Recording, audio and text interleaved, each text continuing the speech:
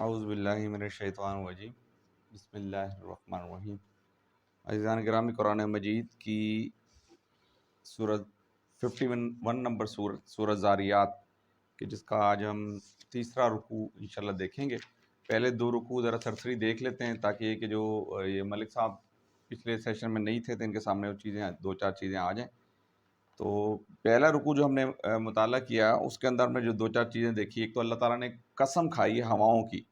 سب سے پہلے اس میں 4 قسمیں اللہ تعالیٰ کھائی، ہواؤں کی قسمیں کھائیں، پھر وہ جو ہوائیں ہیں وہ پانی سے بھرے ہوئے بادل اٹھاتی ہیں اور پھر صبح کی رفتاری کے ساتھ چلتی ہیں اور ایک بڑے کام بارش کی تقسیم کرنے والی ہیں۔ یہ اللہ تعالیٰ نے 4 قسمیں کھا کے کہا کہ چونکہ مشرکین مکہ وہ آخرت کو جھٹلا رہے ہیں۔ اس کا جو ہمارا موضوع ہے وہ توحید، آیات و آفاق و انفس، یعنی توحید کا اقرار کرانا، مختلف آیات، یعنی اللہ تعالیٰ کی آیات کا مطلب ہوتا ہے نشانیوں کے ذریعے، جو کہ آپ کے جسم کے اندر نشانی ہے ان کے ذریعے، اور آسمان کے اوپر جو اللہ تعالیٰ نے نشانیاں دی ہیں یا زمین کے اوپر جو نشانیاں دی ہیں اس کے ذریعے اللہ تعالیٰ اس قیامت کا، اس آخرت کا ادراک دلانا چاہ رہے ہیں۔ تو یہاں پر یہ توحید، آیات و آفاق و انفس، یہ اس کا موضوع ہے۔ 4 قسمیں کھانے کے بعد اللہ تعالیٰ کہتے ہیں تمہیں جس چیز کا خوف دلایا جا رہا ہے وہ یقیناً آ کر رہنی ہے۔ اور پھر اللہ تعالیٰ آگے فرماتا ہے سمائی ذات الحبک کی۔ حبک کا مطلب کیا ہے فراز بھائی؟ ہاں، کرب جو ہو جاتا ہے۔ حبک کا مطلب میں نے ڈیفائن کیا تھا کہ جو لیڈیز کے کرلنگ بال ہوتے ہیں اس کو بھی عربی میں حبک کہا جاتا ہے، یا ڈیزرٹ کے اندر جو ہوائیں چلتی ہیں مختلف راستے بن جاتے ہیں اس کو بھی حبک کہا جاتا ہے۔ تو یہاں پر جو قسم کھائی جاتی ہے وہ سمائی ذات الحبک کی، یعنی آسمان کے اوپر متفرق شکلیں بن جاتی ہیں۔ یعنی کوئی کہتا ہے کہ میرے بچے کی شکل بنی ہوئی ہے، کوئی کہتا ہے جی یہ ہوائی جہاز کی شکل بنی ہوئی، کوئی کہتا ہے یہ گھر کی شکل بنی ہوئی، مختلف قسمیں۔ تو اللہ تعالیٰ نے یہ قسم کھائی وہ سمائی ذات الحبک کی انکم لفی قول مختلف۔ وہ یہ کہتے ہیں کہ جس طرح یہ آسمان کے اوپر مختلف شکلیں بن رہی ہیں اس طرح تمہارے قول بھی ان نفی، یہ دیکھیں اگلے آئے انکم لفی قول مختلف، تمہاری جو باتیں ہیں وہ بھی بڑی مختلف ہیں۔ تم اللہ کے بارے میں مختلف تم نے آراء گھڑ رکھی ہیں، نبی کے بارے میں مختلف آراء گھڑ رکھی ہیں، آخرت کے بارے میں مختلف آراء گھڑ رکھی ہیں۔ اس کے بعد ہم پچھلی مرتبہ گفتگو ڈیٹیل میں کر چکے۔ اس کے بعد اللہ تعالیٰ نے کہا کہ یہ جو لوگ ہیں جو اس کا انکار کر رہے ہیں، جو آخرت کا انکار کر رہے ہیں، وہ اللہ تعالیٰ فرماتے ہیں کہ وہ دراصل جو ہے نا وہ اس میں الذین هم فی غمرۃ ساہون، وہ یعنی اس پہ مدہوش ہیں۔ غمرہ کہتے ہیں اس شخص کو جو کہ پانی کے اندر ڈوب رہا ہوتا ہے اور ڈوبنے کے اندر وہ غشی کی حالت میں ہوتا ہے اور بڑا پریشان ہوتا ہے کہ میں پانی تو وہ کہہ رہے ہیں، اللہ تعالیٰ کہہ رہے ہیں کہ یہ جو لوگ ہیں جو آخرت کے انکار کر رہے ہیں وہ دراصل جہالت کے اندر مبتلا ہیں، ان کو معلوم ہی نہیں ہے کہ یہ جو ہے نا یہ آخرت ایک دن پیش آ کے رہنی۔ اس سے الذین هم فی غمرۃ ساہون کہ وہ پوچھتے ہیں کہ جو جہالت میں غرق ہیں مدہوش، ہم پوچھتے ہیں آخرت کا وہ روز کب آئے گا؟ تو وہ اس روز آئے گا جب یہ لوگ آگ پر تپائے جائیں گے اور اب چکھو مزہ اپنے فتنے کا۔ یہ ہم اس پہ ڈسکشن ڈیٹیل میں کر چکے ہیں۔ آگے اللہ تعالیٰ فرماتا ہے کہ جس چیز کو تم جلدی مچا رہے وہ آ کے رہنی ہے۔ پھر اللہ تعالیٰ نے متقین لوگوں کا بتایا کہ متقین لوگ جو ہے وہ جنت میں ہوں گے، خوشی خوشی جو اللہ تعالیٰ ان کو نعمتیں دے رہے ہوں گے ان سے لے رہے ہوں گے، کیونکہ وہ نیکوکار تھے۔ اب یہ نیکوکار لوگوں کی یہاں تھوڑی سی ایک اللہ تعالیٰ نے ایک ہمیں وہ دکھایا ہے کہ جو نیکوکار لوگوں کی صفات کیا ہوتی ہیں۔ یہاں 2-3 صفات کا تذکرہ کیا ہے کہ نیکوکار جو لوگ ہوتے ہیں کانوا قلیلا من اللیل ما یہجعون، کہ راتوں کو کم ہی سوتے ہیں اور پھر راتوں کے پچھلے پیروں میں معافی مانگتے ہیں۔ یہ نیکوکار لوگوں کی یہ صفت بتائی جا رہی ہے۔ یہاں ہمارے الحمدللہ ہمارے ساتھ ایک حاجی خالد صاحب رہتے ہیں، وہ الحمدللہ ان کے اندر ہی میں نے عادت دیکھی ہے کہ ایک تو جلدی سونے کی عادت ہے، لیکن رات کو 2 بجے 3 بجے اکثر تقریباً، یعنی مہینے کے اندر اگر 30 دن ہیں تو میرا خیال ہے کم و بیش 25 دن تو وہ اٹھتے ہیں اور تہجد کا اہتمام کرتے ہیں۔ اللہ تعالیٰ ہمیں بھی تہجد کا اہتمام کرنے کی توفیق عطا فرمائے۔ تو یہاں پر یہ ان کی جو نیکوکار لوگوں کی یہ بتائی گئی صفت بتائی جا رہی کہ راتوں کو کم ہی کانوا قلیلا من اللیل ما یہجعون، راتوں کو کم ہی سوتے تھے پھر وہ رات کے پچھلے پیروں میں معافی مانگتے تھے۔ اب یہ دیکھیے اس کے برعکس ہمارا طرز عمل کر رہا ہے، ہم بھی کم ہی سوتے ہیں۔ ہم لوگوں کا جو آج کل ہمارے ینگسٹر ہیں، ینگ لوگ جو ہیں، ٹین ایجر جن کو کہتے ہیں، وہ بھی رات کو 12-12 1-1 2-2 3-3 بجے، میں اگر ہم اپنے گھروں کا جائزہ لیں، ہمارے گھروں میں بھی راتوں کو کم ہی سوتے ہیں، لیکن وہ شیطانی حوالے سے کم سوتے ہیں کہ ان کے ہاتھ میں یہ موبائل دیا ہوا ہے اور رات کو اس کے ساری رات یعنی لایانی اور اس قسم کی چیزیں دیکھتے رہتے۔ لیکن نیکوکار لوگوں کی صفت یہاں بتائی جا رہی ہے کہ وہ راتوں کو اللہ سے رات کے پچھلے پیر میں اللہ سے معافی مانگتے تھے اور ان کے مالوں میں سخت حق تھا، سائل کا بھی اور محروم کا بھی۔ اور سائل اور محروم ہم نے ڈیفائن کیا تھا، کیا ہوتا ہے جی؟ مانگنے والا، ٹھیک ہے۔ ہاں، محروم کہ جس کے پاس کوئی چیز وہ کھو گئی، میرے پاس گاڑی تھی وہ میرے سے چلی گئی، اب میں اگر ڈیمانڈ نہیں کر رہا یا مجھے ضرورت ہے، تو وہ جو نیکوکار لوگ ہیں وہ ان کا بھی خیال رکھتے ہیں کہ بھائی یہ کسی زمانے میں بڑا امیر ہوا کرتا تھا لیکن آج اس کے پاس کچھ نہیں ہے، تو اس کی مدد کی جائے. تو یہ ایک ہمارے ذہن میں یہ کانسیپٹ بڑا عجیب سا آیا ہوا ہے کہ ہم سمجھتے ہیں کہ یہ 2.5% یہ جو زکوٰۃ ہے یہی بس ہم دیں تو یہ کافی ہے. نہیں، جو نیکوکار لوگوں کے یہاں جو صفت بتائی جا رہی ہے یہ وہ لوگ ہوتے ہیں جو کہ 25 یعنی 2.5% زکوٰۃ دینے کے بعد جو ہے نا وہ سائل کا جو ڈیمانڈ کرتے تھے ان کو بھی دیتے تھے، اور جو محروم ہو جاتے تھے ان کو بھی دیتے تھے. اس پہ ہم پہلے کافی ڈسکشن کر چکے. پھر اللہ تعالیٰ کا زمین میں بہت ساری نشانیاں یقین لانے والوں کے لیے، اور خود ان کے اپنے وجود کے اندر بھی ہم اس پہ بھی بہت ساری بات کئی دفعہ اس پہ ڈسکشن کر چکے ہیں. اگلا جو رکوع ہے اس کے اندر اللہ تعالیٰ فرماتے ہیں کہ اے هل اتاک حدیث ضعیف ابراہیم المکرمین، کہ اے نبی صلی اللہ علیہ وسلم ابراہیم علیہ السلام کے معذب مہمانوں کی حکایت بھی تم سے پہنچی. ہم ابراہیم علیہ السلام کا ہم نے تذکرہ پچھلی مرتبہ ڈیٹیل میں کیا کہ ابراہیم علیہ السلام ان کا لقب تھا خلیل اللہ. ابراہیم علیہ السلام کا لقب تھا خلیل اللہ. اور حضرت ابراہیم علیہ السلام کے 2 بیٹے تھے، 2 بیویاں تھیں. پہلی بیوی تھی حضرت سارہ. حضرت سارہ جو ہے حضرت ابراہیم علیہ السلام کے جو پہلے اولاد بڑی دیر تک اولاد نہیں ہوئی، تو حضرت ابراہیم علیہ السلام کی بیوی سارہ نے کہا کہ آپ ایسا کریں کہ حضرت ابراہیم علیہ السلام کے پاس ایک لونڈی تھی کہ جن کا نام تھا ہاجرہ.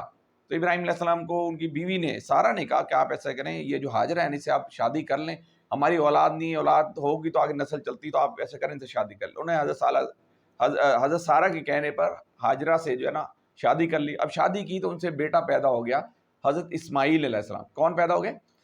حضرت ابراہیم علیہ السلام. میں نے آپ کو کہا تھا کہ اس رکوع میں انشاءاللہ کچھ چیزیں میں مزید ایڈ کروں گا، چونکہ ہم پچھلی مرتبہ ذرا سرسری لے کے ٹائم کی قلت کے بعد ذرا تیزی سے گزر گئے تھے. تو حضرت ہاجرہ کا بیٹا پیدا ہو گیا حضرت اسماعیل علیہ السلام، کہ جس کے حضرت ہاجرہ کو پھر جب وہ بیٹا پیدا ہو گیا تھا ایک آٹومیٹکلی یہ ہوتا ہے کہ ابراہیم علیہ السلام کی تھوڑی جو ہے نا وہ اٹریکشن زیادہ ہو گئی حضرت ہاجرہ کی طرف. وہ حالانکہ لونڈی تھی، غلام تھی، لیکن حضرت سارہ کے کہنے پر انہوں نے شادی کر لی. اب ان کا بیٹا پیدا ہوا تو وہ ان کو جو ہے نا وہ تھوڑا سا بڑا محسوس ہونا شروع ہوا کہ ابراہیم علیہ السلام جو ہے نا وہ تھوڑا ان کو زیادہ ٹائم دے رہے ہیں. تو انہوں نے غصے میں آگے ایک دفعہ کہہ دیا کہ بھائی میں یہ چاہتی ہوں بس آپ اس کو یہاں سے چھوڑ آئیں، لکو دک سیارہ، بس یہاں سے دور کہیں چھوڑ آئیں. تو اللہ تعالیٰ کی وحی نازل ہوئی ابراہیم علیہ السلام پہ کہ تم ایسا کرو، اس کو اٹھاؤ، اپنی بیوی کو اپنے بچے کو لکو دک سیارہ کے اندر، عرب کے سیارہ کے اندر جا کے چھوڑ کے آ جاؤ.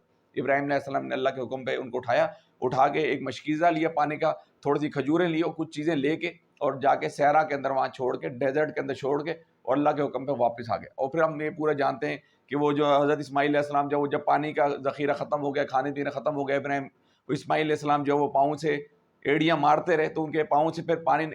بی بی ہاجرہ جو تھی وہ صفا مروہ کے درمیان جو ہے انہوں نے 7 چکر لگائے، اور وہ ان کی یاد میں اللہ تعالیٰ دیکھیں کس طرح جو ہے یہ آج ہمیں رہتی دنیا تک اللہ تعالیٰ نے اس حج کے طریقے میں وہ اس کو شامل کر لیا. حضرت ہاجرہ کے اس عمل کو اتنا خوش ہو گئے. تو ابراہیم خلیل اللہ سے حضرت ابراہیم علیہ السلام کا واقعہ بھی ہمیں قرآن مجید میں مختلف جگہوں پہ ہمیں ملتا ہے.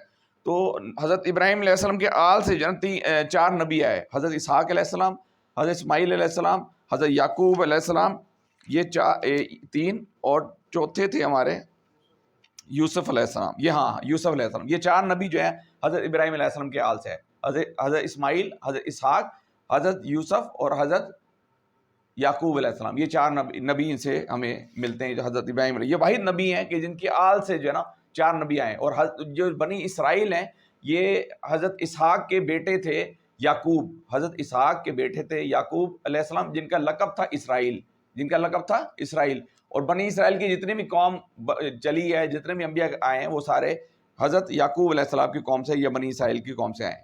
تو یہ ہم پڑھ چکے، اس کو ہم نے یہ پڑھ لیا. حضرت ابراہیم علیہ السلام کو اللہ تعالیٰ فرماتے ہیں اے نبی، ابراہیم علیہ السلام کے معزز مہمانوں کی حکایت تم سے پہنچی ہے. جب ان کے ہاں لوگ آئے تو آپ نے کہا ان کو سلام. اب کیا ہوا کہ 2 فرشتے جو نا انسانی شکل میں ان کے پاس آئے، انہوں نے آ کے السلام علیکم کہا، انہوں نے وعلیکم السلام کہا. انہوں نے پھر ابراہیم علیہ السلام بس سرسری لے کے چلتے ہیں. ابراہیم علیہ السلام نے کیا کیا گئے.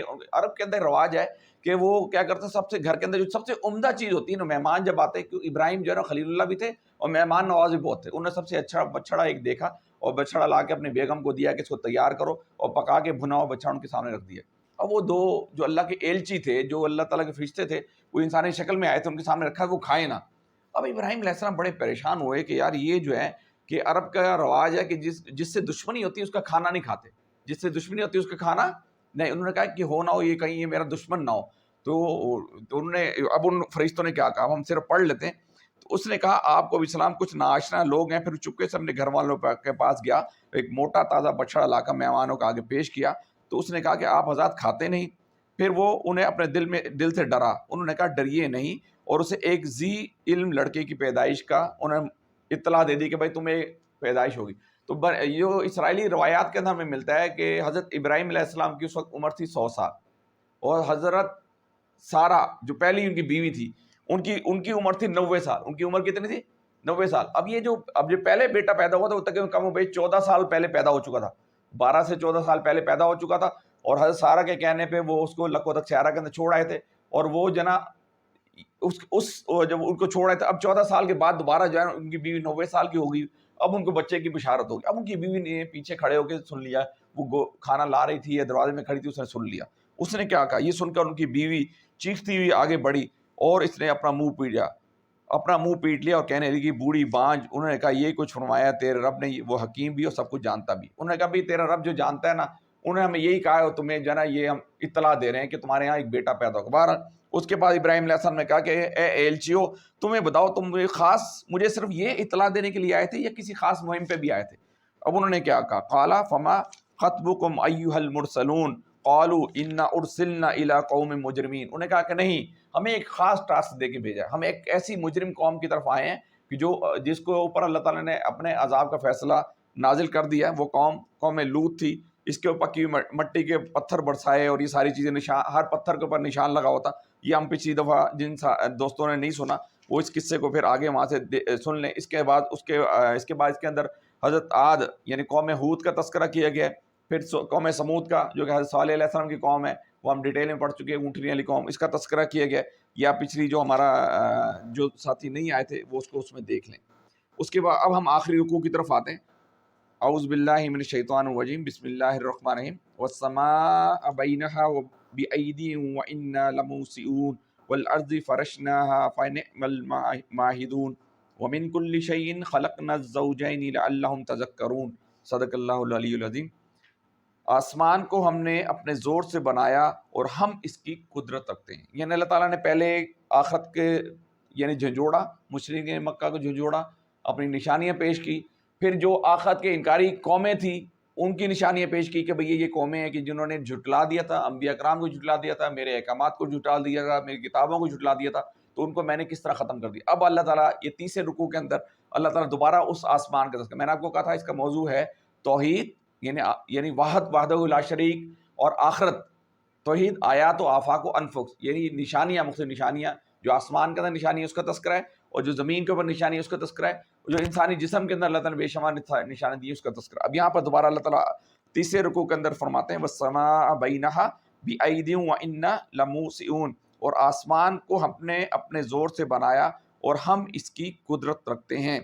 یعنی اللہ تعالیٰ دیکھیں اپنی جتنی آسمان کے اندر مختلف یہ مخلوقات اللہ تعالیٰ نے پیدا کی، آسمان کے اوپر ہم یہ دیکھتے ہیں، ہم نے گلیکسیز کو ہم نے دیکھا کہ 10,000 یہ 10 لاکھ 1 ملین تقریباً 10 لاکھ جو ہے نا یہ گلیکسیز جو ہیں دریافت ہو چکی ہیں، اور گلیکسیز کے اندر کیا نظام ہے، کس طرح چل رہا ہے، وہ ہم اس کو پڑھ چکے ہیں.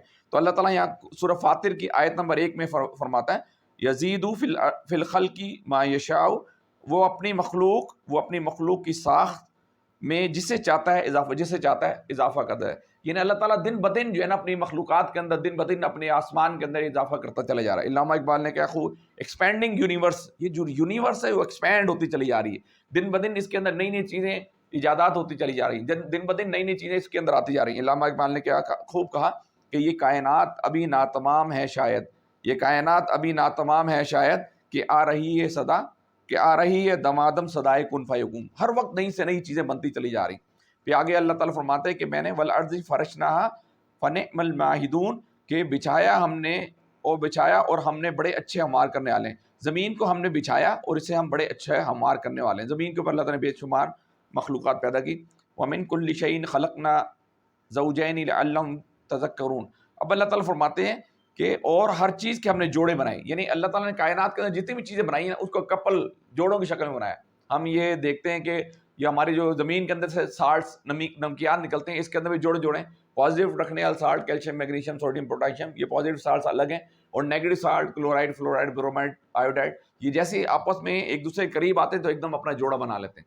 اس طرح انسان اب دنیا کے اندر ہم دیکھ لیتے ہیں عورت مرد کو اللہ تعالیٰ پیدا کیا, یعنی نر و مادہ کو پیدا کیا. اس طرح ہر چیز کا اللہ تعالیٰ نے جتنی بھی چیزیں کائنات کے اندر پیدا کی اکثر چیزیں جو ہیں وہ جوڑے کی شکل میں ہیں.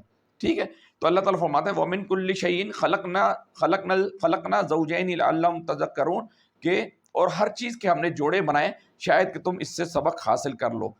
ٹھیک ہے, فَفِرُّوا إِلَى اللَّهِ إِنِّي لَكُمْ مِنْهُ نَذِيرٌ مُبِينٌ پس دوڑو اللہ کی طرف, میں تمہارے لیے اس کی طرف سے صاف صاف خبردار کرنے والا ہوں.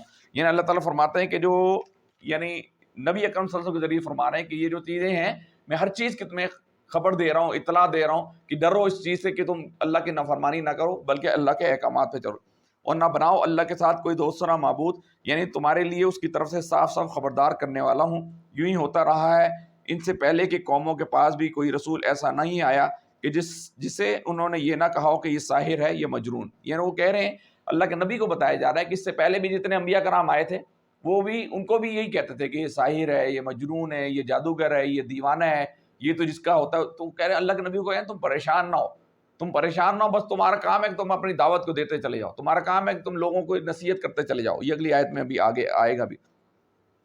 کیا ان سب نے آپس میں یہ اس پر کوئی سمجھوتا کر لیا؟ نہیں, بلکہ یہ سب سرکش لوگ ہیں. بس اے نبی ان سے رخ پھیر لو اور تم پہ کچھ ملامت نہیں. وہ کہتے ہیں کہ ٹھیک ہے, اللہ کے نبی کو بتا رہے ہیں کہ تم ان سے اپنا رخ ہٹا لو, کچھ دیر کے لیے تم ان سے کنارہ کشی اختیار کر لو. اگر یہ لوگ تمہاری بات کو مان نہیں رہے, اگر یہ بات تمہاری بات کو سمجھ نہیں رہی, اگر یہ تمہاری بات کو دیکھ نہیں رہے, اگر یہ تمہیں کوئی ترجیح دے رہے تو تم ان سے کنارہ کشی اختیار کر لو. ٹھیک ہے, وہ اگر تم سے اعراض کر رہے ہیں, انکار کر رہے ہیں, تمسخر اڑا رہے ہیں, تمہیں ساحر مجنون کر رہے ہیں کہ تم اپنی توجہ ایک طرف ہٹا لو, تمہیں ضروری نہیں ہے, تمہارے پر کوئی الزام نہیں آئے گا. پھر آگے کہہ رہے ہیں وَذَكِّرْ فَإِنَّ الذِّكْرَىٰ تَنفَعُ الْمُؤْمِنُونَ البتہ نصیحت کرتے رہو. اب یہاں پر یہ مومن کا کام بتایا جا رہا ہے. اب یہاں ایک مسلمان کا ایک جاب ڈسکرپشن بتائی جا رہی ہے. اب یہ مسلمان کا کرنے کا کام بتایا جا رہا ہے. کیا کام بتایا جا رہا ہے؟ فَذَكِّرْ إِنَّ الذِّكْرَىٰ تَنفَعُ الْمُؤْمِنِينَ البتہ نصیحت کرتے رہو کیونکہ نصیحت ایمان لانے والوں کے لیے نافع ہے. یعنی یہ کہا جا رہا ہے کہ ابھی دیکھیں یہاں ایک باریک سا نقطہ بتایا جا رہا ہے کہ جب آپ نصیحت کرتے ہیں نا تو ضروری نہیں ایک بندہ بات نہیں سن رہا, بلکہ آپ کے جو اگلی آیت میں بتایا جا رہا ہے کہ جو تمہارے مومنین لوگ ہوتے ہیں تو جو تمہارے ساتھ چلنے والے لوگ ہیں, ہو سکتا ہے کہ تمہاری نصیحت کے نتیجے میں جس کو تم نصیحت کر رہے ہو وہ تو نہ سنیں, لیکن جس کو تم نصیحت نہیں کر رہے, جو تمہارے ساتھ چل رہے ہیں, جو تمہاری بات مان رہے ہیں, ان کو کچھ نئی چیزیں پتہ چلتی جا رہی ہیں, ان کو کچھ کسی نئے زاویے سے, کسی نئے اینگل سے وہ بات ان کو وہ سمجھ آ جائے. اس لیے تم کیا کرو, فذکر فإن الذکر تنفع المؤمنون البتہ نصیحت کرتے رہو کیونکہ نصیحت ایمان لانے والوں کے لیے نافع ہے. وما, اب یہ دیکھیں بڑی اہم آیت ہے, اس کو یاد آپ لوگ بھی کر لیجئے گا. وما خلقت الجن والانس الا لیعبدون کہ میں نے جنوں اور انسانوں کو اس کے سوا کسی کام کے لیے پیدا نہیں کیا کہ وہ میری بندگی کریں, وہ میری اطاعت کریں, وہ میری پرستش کریں, وہ میری پوجا کریں, وہ میرے حکموں پہ چلیں, وہ میرے یعنی جو میں نے کہا ہے اس طرح عمل کریں. تو اللہ تعالیٰ نے یہ جو یعنی ایک مین جو آبجیکٹو بتا دے گا, ایک مین جو تھیم بتا دے گا, ایک مین جو کام کرنے کا بات, یعنی پیدائش کس لیے اللہ تعالیٰ نے کی, انسان کی زندگی کا. میری زندگی کا مقصد تیرے دی کے سرفرازی, میں اسی لیے مسلمان, میں اسی لیے نمازی. یہ مومن کا جو مین بتایا جا رہا ہے, نقطہ نظر بتایا جا رہا ہے کہ اس کو پیدا ہی اس لیے کیا گیا کہ وما خلقت الجن والانس الا لیعبدون کہ میں نے جن اور انسانوں کو اس کے سوا کسی کام کے لیے پیدا نہیں کیا کہ وہ میری بندگی عطا کریں. یعنی آپ کی جو ہم وقت آپ کو اس بات کی فکر ہونی چاہیے کہ کوئی میں ایسا کام نہ کروں کہ جس کے نتیجے میں جو ہے نا وہ اللہ تعالیٰ ناراض ہو جائیں. کوئی میں ایسا کام, دیکھیے آپ کا باس ہوتا ہے نا, جس کے باس سے آپ کو بہت زیادہ توقعات وابستہ ہوتے ہیں, جس کے باس کے آپ بہت قریب ہوتے ہیں, تو آپ کو ہر وقت یہ فکر ہوتی ہے میں کوئی ایسا کام نہ کروں میرا باس ناراض ہو جائے. ایسے ہی ہوتا نا یار, یہ میرا دوست, میرا جگری دوست ہے, میں کوئی ایسا کام نہ کروں, میں کوئی ایسی بات نہ کروں, یہ میرا دوست ہے, یہ میرا بھائی ہے, یہ میری ماں ہے, کوئی بھی ایسا ہستی کہ جس سے آپ محبت کرتے ہیں نا, تو آپ کا یہ عقیدہ ہوتا ہے, آپ کی یہ دلی خواہش ہوتی ہے کہ یار میں کوئی ایسا عمل نہ کروں جس کے نتیجے میں یہ میرا جو باس ہے, میری ماں ہے, میرا باپ ہے, میرا دوست ہے, میرا جگری یار ہے, وہ مجھ سے ناراض نہ ہو جائے. تو اللہ تعالیٰ یہاں پر یہی فرما رہے ہیں کہ تمہاری پیدائش کا مقصد کیا ہے کہ تمہیں میں نے اپنی عبادت کے لیے، اپنی بندگی کے لیے، اپنی پرستش کے لیے، اپنی پوجا کے لیے، اپنے حکموں پہ چلنے کے لیے پیدا کیے، اس لیے تم جو ہے نا اس کی طرف جھک جاؤ، یعنی اس کی عبادت، یعنی آپ نماز کے اندر خشوع و خضوع اختیار کریں، نماز کے اندر اپنے سجدوں کے اندر سے خشوع و خضوع اختیار کریں. ٹھیک ہے جی. آگے وما ارید منہم من رزق وما ارید ان یطعمون، کہ پھر آگے اللہ تعالیٰ فرماتے ہیں کہ میں نے ان سے کوئی رزق نہیں، میں ان سے کوئی رزق نہیں چاہتا، نہ یہ چاہتا ہوں کہ مجھے کھلائیں. اللہ تعالیٰ کہہ رہے ہیں کہ میں نے انسانوں جنوں کو پیدا تو کی ہے، میری اس سے کوئی توقع نہیں ہے کہ وہ مجھے کچھ کھلائیں یا مجھے کچھ دیں یا مجھے کوئی عبادت کریں. کیونکہ اللہ تعالیٰ نے دیکھیں بے شمار، یعنی اللہ تعالیٰ کے اتنے زیادہ فرشتے ہیں کہ جو زمین کے چپے چپے پہ، کائنات کے چپے چپے پہ وہ فرشتے سجدہ کر رہے ہیں، اور جو ایک جگہ پہ ایک دفعہ فرشتہ سجدہ کر دیتا ہے، دوسری دفعہ اس کو موقع نہیں ملتا اس جگہ پہ سجدہ کرنے کا. اتنے بے تحاشا فرشتے پیدا ہوئے ہیں. تو کیا ضرورت ہے اللہ تعالیٰ کو یہ خام خواہ مخلوق پیدا کرنے کی، خام خواہ وہ پھر ان کی نافرمانی بھی کر رہے ہیں. اللہ تعالیٰ یہ آزمانا چاہتا ہے. ہم نے پڑھا تھا الذی خلق الموت، سورہ ملک کے اندر پڑھا نا، الذی خلق الموت والحیات لیبلوکم ایکم احسن عملا، کہ میں نے موت و حیات کو پیدا کیا تاکہ میں یہ دیکھوں کہ کون ہے جو احسن عمل کرنے والا، کون ہے جو میری راستے پہ چلنے والا، کون ہے جو میرے طریقہ کار کے مطابق، میرے نبی کے طریقہ کار کے مطابق عمل کرنے والا. ٹھیک ہے. تو اس لیے ہمیں بھی چاہیے کہ ہم اللہ کے حکموں پہ چلیں. اور اللہ تعالیٰ کہتا ہے کہ مجھے کوئی اس کی ضرورت نہیں ہے، اور میں ان سے کوئی رزق نہیں چاہتا، اور نہ یہ چاہتا کہ مجھے کھلائیں. اور اللہ تو خود ہی رازق ہے، وہ بڑی قوت والا اور زبردست بھی ہے. فَإِنَّ لِلَّذِينَ ظَلَمُوا، پس جن لوگوں نے ظلم کیا ہے ان کے حصے کا بھی ویسا ہی عذاب تیار ہے جیسے ان لوگوں کو ان کے حصے کا مل چکا. اس کے لیے یہ لوگ جلدی نہ مچائیں، آخر کو تباہی ہے کفر کرنے والوں کے لیے اس روز جس کا انہیں خوف دلایا جا رہا ہے. تو عزیزان گرامی، یہ میں نے آپ کے سامنے تیسرے رکوع کی یہ کچھ چیزیں رکھی. اب ہم اس کو تھوڑا سا کمپائل کر لیتے ہیں 2-4 منٹ کے اندر. پہلے اللہ تعالیٰ نے 4 قسمیں کہیں. اب یہ دیکھیں، اب یہ تھوڑا اس چیز کو، ان آیات کو اپنی زندگی کو تطبیق کیجئے کہ یہ آیات میں نے اپنے خلیل الرحمن چشتی صاحب کی پڑھی تھی نا. خلیل الرحمن چشتی صاحب کہتے تھے کہ آیت کی انگلی پکڑ کے چلو، اور ہر آیت کو آپ اس طریقے سے پڑھو کہ یہ آیت مجھ سے کیا ڈیمانڈ کر رہی ہے، مجھ سے کیا تقاضا کر رہی ہے، یا اس آیت کے پڑھنے کے نتیجے میں، یا اس آیت کو سمجھنے کے نتیجے میری زندگی کے اندر کیا چیزیں ہیں جو مجھے اس زندگی کو اختیار کرنا چاہیے، یا کون سی ایسی چیزیں ہیں کہ جو مجھے ان چیزوں کو چھوڑ دینا چاہیے. تو ہم نے اس میں دیکھا کہ 4 چیزوں کی اللہ تعالیٰ نے پہلے قسمیں کھائیں. ٹھیک ہے جی. 4 چیزوں کو قسمیں کھانے کے بعد اللہ تعالیٰ نے کہا کہ یہ جو آخرت جو آنی ہے، کہ جس کا تمہیں خوف دلایا جا رہا ہے، وہ آ کے رہنی ہے. جو اصل دیکھیں، آخرت کا انسان کو جب خوف ہوتا ہے نا، تو وہ ظلم نہیں کرتا. اس کو پتا کہ میں اس کے ساتھ، کیونکہ ہم نے یہ پڑھا تھا، یہاں پر ایک لفظ پڑھا تھا، ذرا غور کیجیے گا، دین اور دین کا فرق. یہ ہم نے پہلے وَإِنَّ الدِّينَ لَوَاقِعٌ، اللہ تعالیٰ فرماتا ہے کہ اور جزائے اعمال ضرور پیش ہو کر رہنی ہے. اس کا میں نے فرق بتایا تھا دین اور دین میں. جی عدیل بھائی، دین کا مطلب ہوتا ہے کل، دین کا مطلب ہوتا ہے کل.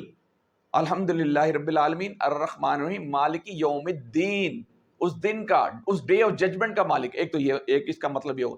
دوسرا دین کا مطلب ہوتا ہے کل، یعنی ایز اے ہول، آپ کی زندگی کا ایک ایک چیز، عمل جو ہے نا اس دین کے مطابق ہو جائے. ادخلوا فی السلم کافہ، کہ پورے کے پورے اس دین کے اندر داخل ہو جائے. ہر عمل جو ہے نا آپ یہ سوچ کے کریں کہ یار یہ میں جو کر رہا ہوں یہ قیامت والے دن کا حساب ہونا ہے. تو دین کا مطلب ہوتا ہے ریباؤنڈ. دین کا مطلب کیا ہوتا ہے؟ ریباؤنڈ ہونا. جو آپ یہاں کھیتی بو رہے ہیں وہ کل جا کے وہاں پر کاٹیں گے. جو آج آپ اعمال کر رہے ہیں، نیک اعمال کر رہے ہیں، اس کا جزا بھی اچھی ملے گی. اگر میں غلط اعمال کروں گا، ظلم کروں گا، زیادتی کروں گا، ناانصافی کروں گا، جھوٹ بولوں گا، تو یہ ریباؤنڈ ہو کے دوبارہ آپ کا اس کا جو آپ نے بویا ہے اس کو کاٹنا وہاں پڑے گا. اس کو کہتے ہیں دین اور دین میں فرق. ہم نے یہ دیکھا ان الدین، واقعی یہ وہ دن پیش ہو کے رہنا ہے. پھر اللہ تعالیٰ نے آسمان کی اس حبک کی قسمیں کھائیں. پھر اللہ تعالیٰ آگے فرماتے ہیں کہ یہ جو اس آخرت کو جھٹلا رہے ہیں، جو مجھے جھٹلا رہے ہیں، جو میرے نبی کو جھٹلا رہے ہیں، یا میرے حوالے سے مختلف جو عقیدے گھڑ رکھے ہیں، تو اللہ تعالیٰ کہہ رہے ہیں یہ مختلف جو باتیں کر رہے ہیں، تو یہ ان کی عقل معاف ہو چکی ہے. پھر آگے اللہ تعالیٰ کہتے ہیں یہ لوگ جو ہے نا کیا ہو گئے، فیہم غمرۃ ساہون، وہ مدہوش ہیں، جہالت کے اندر مدہوش ہو چکے ہیں. پھر اللہ تعالیٰ کہتے ہیں قیامت والے دن کو اٹھایا جائے گا. یہ دیکھیے بڑا زبردست یہاں پر ہم نے پڑھا تھا کہ اللہ تعالیٰ یہ بڑا زبردست کمپیریزن کرتے ہیں. جہاں قرآن کا بڑا زبردست اسٹائل ہے کہ جہاں جنت کا تذکرہ آتا ہے فوراً ہی سائملٹینیسلی جنت کا تذکرہ آتا ہے، اور جہاں جنت کا تذکرہ آتا ہے فوراً ہی وہ اللہ تعالیٰ جہنم کا تذکرہ کر کے بتاتے ہیں کہ یہ کرو گے تو یہ ملے گا، یہ کرو گے تو یہ ملے گا. تو یہاں پر اللہ تعالیٰ نے کیا کہا کہ وہ جہنم کا تذکرہ کہ آگ پر جو لوگ میرے حکم پر نہیں چلیں گے وہ آگ پر تپائے جائیں گے. اس کے بعد اللہ تعالیٰ نے یہ کہا کہ جس چیز کی تم جلدی مچا رہے وہ ہو کے رہنی ہے. پھر اللہ تعالیٰ نے نیک لوگوں کا تذکرہ کیا وہ جنت کے جائیں گے. اور فوراً جب جہنم نیک لوگوں کا تذکرہ کرنے کے بعد بتایا کہ ان کی صفات بتائی, 3 صفات بتائیں. کون کون سی 3 صفات تھی ملک صاحب؟ جو نیک لوگوں کی 2-3 صفات بتائی تھی آپ. ہاں, متقی لوگوں کی رات کو ہاں کم سوتے ہیں, اور اس کے علاوہ سائل و محروم کا حق ان کے مالوں میں سائل و محروم کا حق بھی ہوتا ہے. ٹھیک ہے, یہ ہم نے پڑھ لیا تھا. اس کے بعد ہم نے اللہ تعالیٰ نے پھر زمین کی نشانیوں کا تذکرہ کیا. پھر 4 انبیاء کرام کا, حضرت ابراہیم علیہ السلام کا, حضرت حود علیہ السلام کا, حضرت صالح علیہ السلام کا, اور اس کے بعد حضرت موسیٰ علیہ السلام کا تذکرہ کیا. موسیٰ علیہ السلام کا تذکرہ ہم پیچھے مدت کر چکے ہیں. موسیٰ علیہ السلام کا قصہ جو ہے قرآن مجید کے اندر کم و بیش 100 مرتبہ آیا ہے. کتنی مرتبہ آیا ہے؟ 100 ٹائم آیا ہے. اور موسیٰ علیہ السلام کا قصہ ہم پہ سے جو ہم نے دوسرا رکوع پڑھا تھا اس میں ہم نے تھوڑی سی ڈیٹیل بھی دیکھ لی تھی, اس لیے میں نے اس دفعہ اس کی ڈیٹیل نہیں دیکھی کہ کس طرح اس نے جو ہے وہ فرعون اور موسیٰ کے ڈائلاگ چلتے ہیں, کس طرح وہ موسیٰ علیہ السلام کو یعنی فرعون جو ختم کرنے کی کوشش کرتا ہے وہ ہم نے سرسری سے اس کے بعد دیکھ لیا تھا.